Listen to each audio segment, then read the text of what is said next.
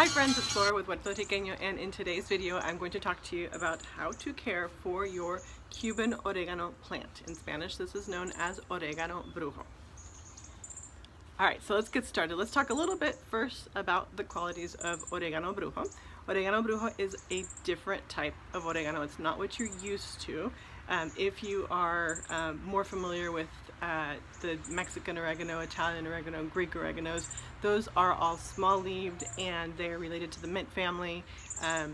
This is a completely different plant. This is a succulent. It's amazing. Look how pretty that is. So it has really thick leaves. It requires very little water like most succulents, and if you smell it, you will die. It is amazing. So common oregano is a little, how do I explain this? I feel like this one is stronger than common oregano, but it doesn't work as aggressively as common oregano. So common oregano can overpower foods. It doesn't play well with other flavors. It does if you know how to use it. If you use it in really small amounts. Whereas this one, you can't really go terribly overboard. It doesn't really hijack other flavors, which is great. So this is a great oregano to use. Another thing about this oregano is that, like, I personally can't stand teas, oregano tea. You know, a lot of people drink oregano tea for health and wellness. Common oregano, I find it strong. This oregano though, not only can I stand it, but I actually kind of like it and I actually want to drink it. For some reason, this oregano has a different, almost kind of sweet scent to it and taste to it. It's definitely leathery texture physically, but it also has kind of like this leathery, sandalwoody, maybe, I don't know, smell to it.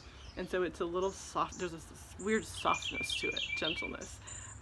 Which is why I can tolerate it as an oregano tea, and I love to use it in cooking because it doesn't play with other, it plays well with other flavors. It doesn't take over. So those are some qualities about the oregano brujo.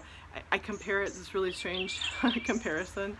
I remember the first time, I think I was in high school, when I realized that some cologne was made out of like tobacco, or had like a cigar scent to it. I thought it was, like, the idea was disgusting, and then when I smelled it, I wanted to keep smelling it because it was so intriguing.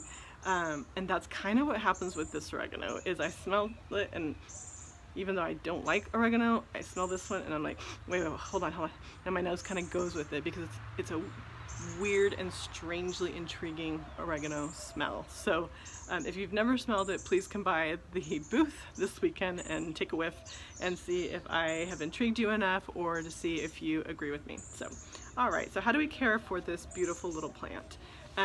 This plant is great for the beginner gardener who wants to impress friends and family by saying they're growing an awesome flavor, because it really doesn't require a ton of maintenance.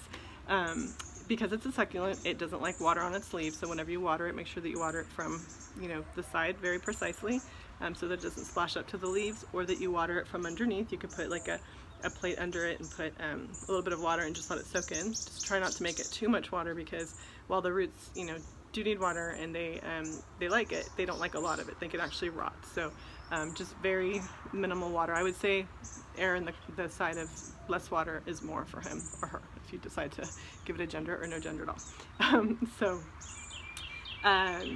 This oregano does not like the sun. It likes to be in the shade.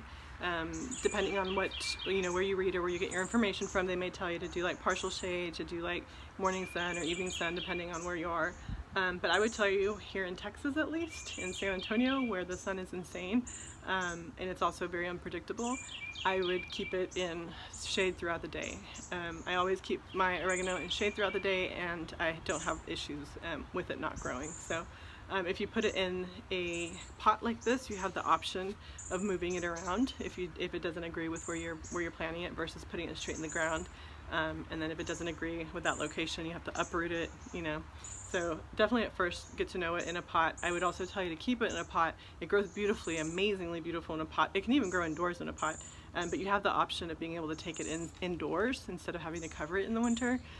So that's important. It can tolerate some cold, but it doesn't love to freeze. So, so I would definitely, and it's just such a pretty plant. So I've seen people use it as a house plant. It's great because the smell will repel bugs too. So if you have a shaded area where you garden and you need some bug repellent, this is great for that.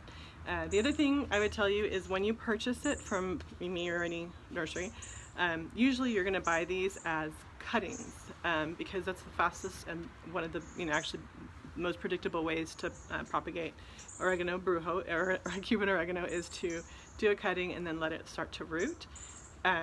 When you purchase it, my biggest advice is to leave it alone.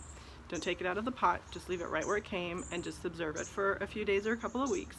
Start to notice, you see how it has right there two little leaves in the middle? So in the middle of those leaves, I don't know if you'll be able to tell, there's a new pair coming in. And so every few days or weeks, depending, you'll see a new pair sprout. As those come out, that signals to you that the roots are starting to come in and they're starting to develop. So instead of taking the plant out to check to see if it's rooting, just trust in nature, and that the top part of the plant is going to tell you whether or not it's thriving.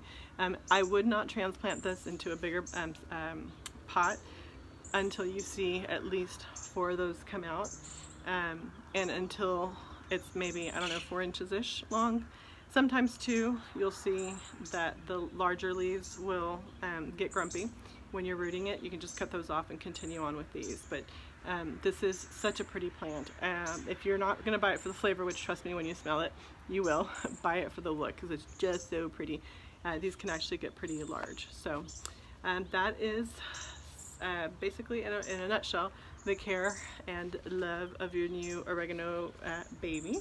If you have any questions, you're welcome to reach out to me directly or comment down below and share your wisdom on what you've done to take care of your oregano plant. All right, sounds good. Have a great day.